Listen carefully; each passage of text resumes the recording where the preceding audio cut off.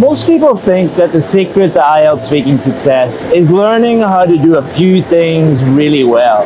But after helping thousands of students get a band 9 in IELTS speaking, I can tell you the opposite is actually true. The real secret is band 9 students avoid traps set for them by IELTS speaking examiners. And if you fall for them, you will fail. This video will show you what those traps are, how to spot them, and how to avoid them so that you can massively increase your score. And at the end of the video, I'm going to reveal the biggest IELTS speaking secret that's contained in one of my favorite movies. Understanding this secret has done more to help my students get a band 9 than anything else. And you can learn it instantly. The first trick they play is really sneaky, and it's the same trick my dad used to play when he worked here as a chef. Young chefs would come into his kitchen and ask him for a job. Sure, my dad would say, come back tomorrow, cook me something. If I like it, you can have a job. And just before they left, he'd say, is there anything you do not like to cook? And when they arrived the next day for the cooking demonstration, he'd ask them to cook the thing they hated. So what has my sneaky father got to do with IELTS speaking? If you look online for topics that will definitely come up on test day, you'll find these 3 topics.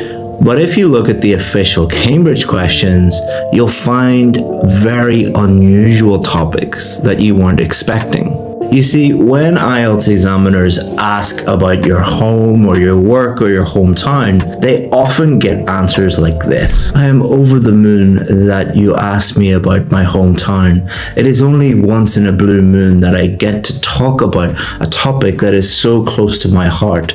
There are a plethora of reasons why one would enjoy my hometown. Let's talk first about the 18th century architecture. But if the examiner was to ask them about a topic they weren't expecting, such as wigs, the examiner might hear an answer like this. I don't know anything about wigs. I've never worn a wig in my entire life. And things are going to get much worse for this student because the examiners are trained to spot memorized answers. And what they will do if they think that you are giving memorized answers, for example, about your hometown, they will ask you more and more difficult questions on unusual topics. And here's the scary part. The examiner has your memorized answer and your answer to the questions you weren't expecting. They will not base their score on this answer. They will base their score on this answer alone. Because as my father used to say, a chef is only as good as their worst dish, not their best dish. Your memorized answers are not your real level. Your real speaking level is dealing with questions you were not expecting. So if you do get an unusual question on test day, answer it like this. No, I've never worn a wig. I think that people who wear wigs sound and look ridiculous. I think they really just do it for attention or to be funny, which isn't funny at all, to be honest. Now, if you thought the examiners were sneaky in part 1, you're really going to hate them after I reveal their sneaky trap in part 3 of the test. Now, before I tell you what it is, let me tell you why they do it. Because once you understand the why, you'll be able to spot it immediately and deal with it much more easily. So, when I was a kid in primary school, I really struggled academically. I couldn't even write my own name properly. I couldn't understand most of the lessons and I wasn't allowed to sit with the other kids. But despite all this, I was able to eventually graduate from one of the best law schools in the world. You see, when I did a test, I got all the easy questions wrong, but the few really difficult questions at the end of the test that no other students could get correct, I would always get those correct. And this is exactly what the examiners are trained to do in part 3 of the speaking test. If they believe that you are at one of the lower bands, let's say a band 4 or a band 5, they will ask you quite easy questions like these ones. But if they think that you deserve one of the higher bands, a band 7, 8, or even 9, they will ask you more and more difficult questions. Notice how in the book here, the questions get more and more difficult. But the key here is how you react to these more difficult questions. These questions will come at the very end of the speaking test when you are stressed, you are tired, and you just want the test to end. And when the examiner asks these questions, often students will give answers like, yes, I don't know. The thing you have to remember with these questions is the examiner is testing you. They are testing, are you capable of answering these band 7, 8, and 9 questions? Because they have to separate out the band 7s from the band 8s from the band 9s. One of the ways they're trained to do that is ask these really, really difficult questions and then see how you react to them. So what if you know nothing about the topic, or you just find that question really, really challenging? Are you going to automatically get a low score? No, let me show you how to cope with those questions. So if I was doing the test and I got this question and I know nothing about this topic, I am a complete idiot when it comes to this topic, I could say something like this. To be honest, I don't know anything about this topic. I'm not from India and I don't know much about cooking, but if I had to give an answer, it's very difficult to predict the future, but what I would say is maybe AI will change how the restaurants take orders and how they deliver the food to their customers.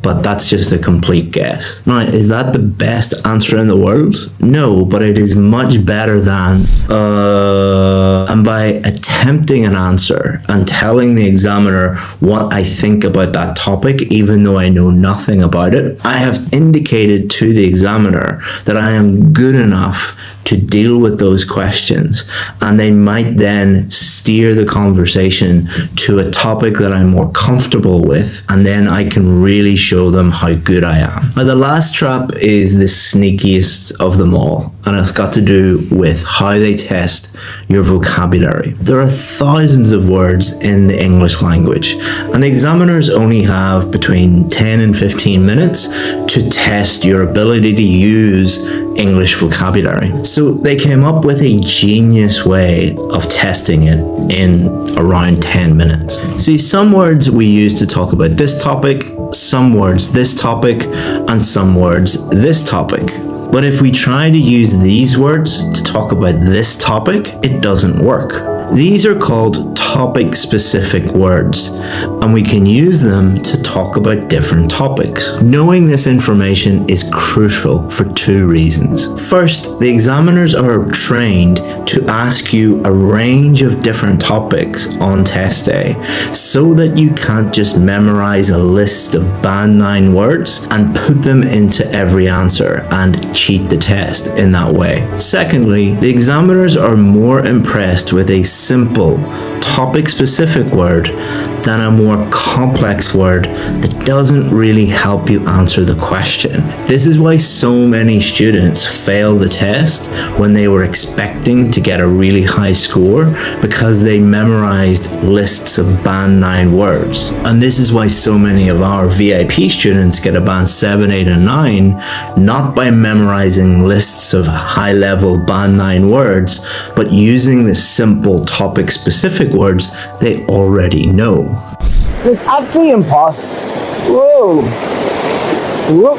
It's actually possible to avoid 100% of the traps that might come up in the speaking test. Not just the speaking test, but all areas of the IELTS test. Every part of the IELTS test, reading, listening, writing, has traps contained within it.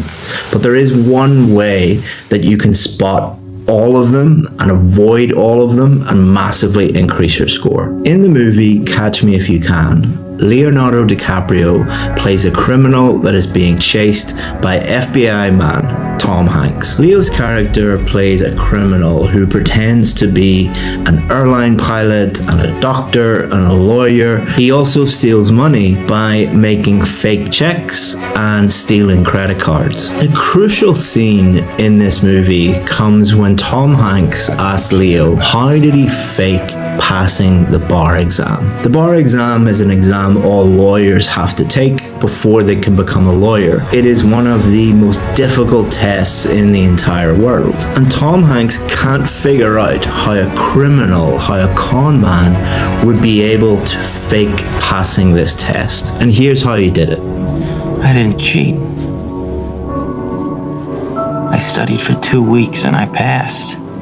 You see, he didn't need to fake becoming a doctor or a lawyer or an airline pilot. He didn't need to steal money to become rich. He was already talented and smart and intelligent enough to do all of these things without cheating, without stealing. He just needed to stop cheating. All of the IELTS traps are used to catch cheaters. Like Leo's character, most IELTS students don't cheat because they are bad people. They cheat because they lack confidence, they are scared that they're going to fail, and then they get desperate and resort to listening to these tricks and cheats and hacks. And the most fascinating thing is this movie is a true story. He now actually works for the FBI, and credit card companies have paid him millions of dollars to help prevent future criminals taking advantage of the system. If you believe that you're good enough and you don't cheat, the examiner is going to give you your real score on test day, and you'll be rewarded with a new life in a new country, getting paid way more than you currently are. You are more than capable of doing that. You just have to show them. But many of you are probably still worried right now and you want some tips to help you improve your speaking score. Check out this video where we help Priyanka jump from a band 6 to a band 8 by just giving her 4 simple tips. It's really going to help you. Check that video out. Made it across, didn't die.